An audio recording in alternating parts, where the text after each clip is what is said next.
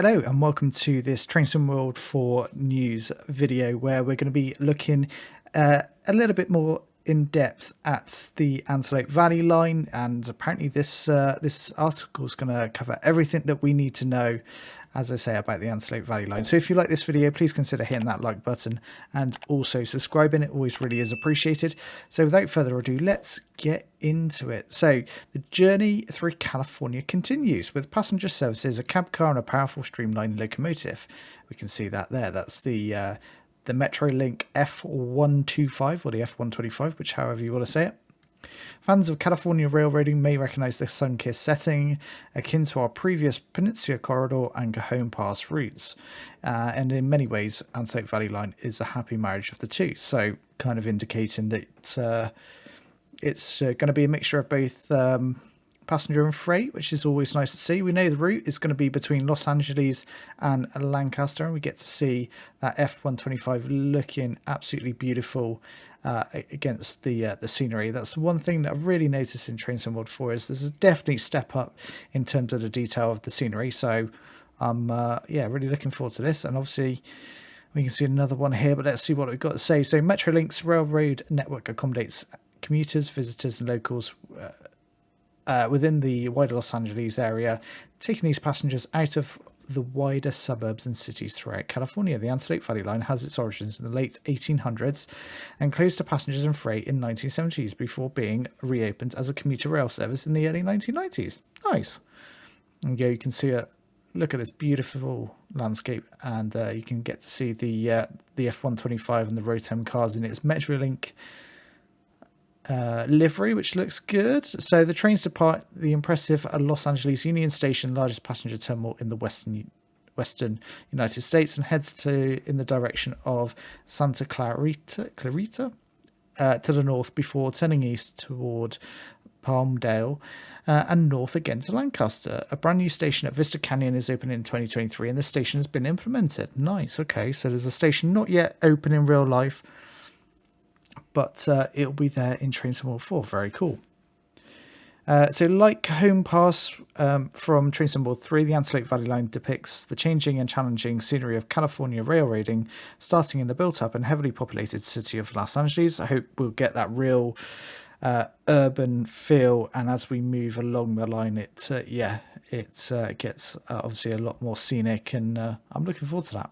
Before fading into the rugged terrain, and desert, twisting curves, canyons of the wider LA County. It sounds like it's going to be a really interesting route to drive along.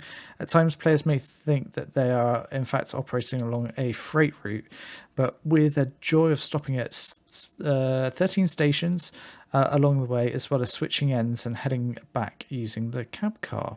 Nice. So I don't think it's going to be a very busy route. It's a lot of it maybe sort of single track or double track, but I understand going from say Los Angeles to Lancaster is going to take around sort of potentially 2 hours, so it's going to be a lengthy service. It's not going to be high speed at all. And then we jump into the locomotive and the cars that will come with the with Antelope Valley. So you can see here the Metrolink EMD F125, got the cab of it there, looking very modern. And as this goes on to say, it's flying the flag for all American diesel traction. Is the Metrolink's F125 locomotive, unique to Metrolink, a new operator for Train Sim World. Yeah, absolutely. It's the first time we've seen them. The F125 is a relatively recent addition to the USA's wide variety of diesels. Yeah, it does definitely looks very, very modern with its very curved nose. Normally, American diesel locomotives are quite boxy, so yeah, you definitely feels modern. They were built between 2015 and 2021. Okay, so really is relatively new.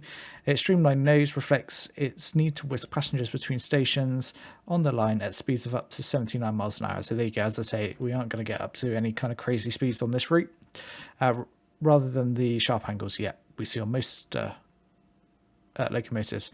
I will link this article in the description down below, and there's a video here that you can actually experience some of the F125 and also the Antelope Valley. It does look absolutely fantastic, and the sounds thankfully, have been actually recorded of the F125, not like that we saw on the Vorarlbergs with the OBB 4024 or the Talent 1. So you've got real authentic sounds, and they do sound absolutely superb. So thumbs up for me on that front. Then we go into sort of Rotem commuter cars. So they're the coaches or the cars that you'll be putting behind the F125. And it obviously comes with the cab car so that it can run in reverse. So yeah, push-pull operation. Cab cars are a concept more popular in the US than they are in places like the UK. Absolutely. And there we go. There's the cab car itself, and you can see the view that you will get. It looks pretty nice, actually. Real elevated sort of driving position. I like it. The Rotem cab car is unique to Trainsim World with the high position for the engineer. Oh, that's literally what I said. Streamlined exterior.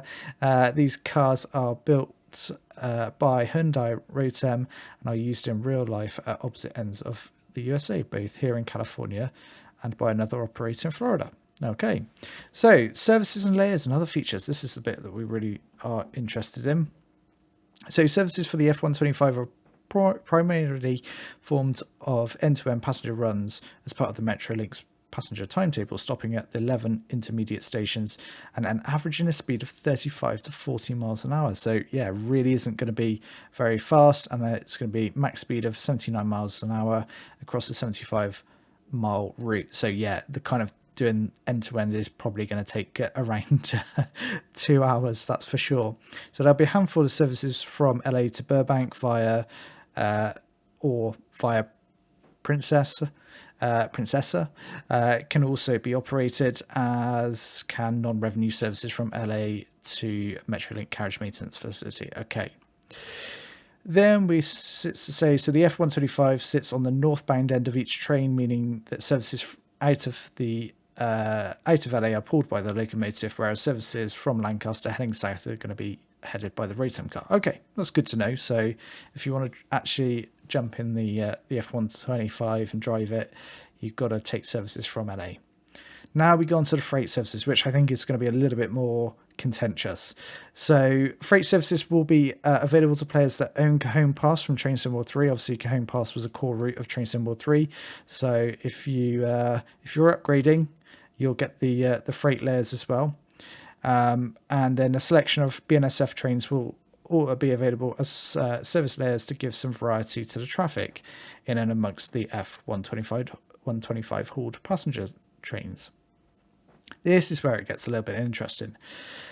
In real life, this route is operated by, or is in the territory for Union Pacific. So those that own Sherman Hill will instead see freight services swapped out with Union Pacific locomotives. Both Cajon Pass and Sherman Hill are required to operate those. Additionally, Union Pacific substitutions for the BNSF services will be available for Cane Creek. So I think my big issue with this is that they're initially pulling in the freight services from Cajon Pass, which is completely not prototypical or realistic. And to get the Union Pacific ones, you need to own Sherman Hill, which is fine. I get that. But what stopped them from actually including a freight locomotive, a Union Pacific freight locomotive, with the F125? We got that with the Vorarlberg. We got the DB185. So why not include Union Pacific loco that would make it more realistic? I then don't want to see, if I own Sherman Hill, I still don't want to see BNSF. Like, why have we got to have mixed concepts? It should just be all Union Pacific. So I think this freight services and freight layering for this route is a big thumbs down for me. It just doesn't feel realistic. And then there's also going to be a service layer for the Santa Fe F7, which I think was an add-on for Cajon Pass originally. And then we got some scenarios which centered very much around the Hollywood theme, with one of Train Sim World's 4 new in-game moments featuring in Blockbuster. So one of these moments, almost like cinematic moments. Interested to see what that looks like. Collectibles include cowboy hats spread far and wide along the route, as well as food vendors. You can see there, you've got a hot dog stand, and the brand new diorama features brings track workers and other non-standard NPCs to life. Very nice. And then if you want to see the preview stream, it's going to be later today at 1800 UTC. So yeah, be sure to check that out. I really will be really interested to see what they say about the freight layering, because it just feels very unrealistic. It sadly just lets Antelope Valley down in that respect. So yeah, definitely got to do better in future for that. Then the article goes on to a piece about the PC editor, but that's not the purpose of today's video, so we'll leave that to one side. But of course you can check it out if you're interested. So that nicely wraps up this video. Of course, pre-orders are now available, so if you want to pre-order Train Sim World 4, the deluxe and special editions will get you 5 days early access, but we are moving ever closer to that release date. So hopefully you enjoyed this video. Please consider hitting that like button and also subscribing, and feel free to leave your views down in the comment section below. I'll see you in the next one. Bye bye for now.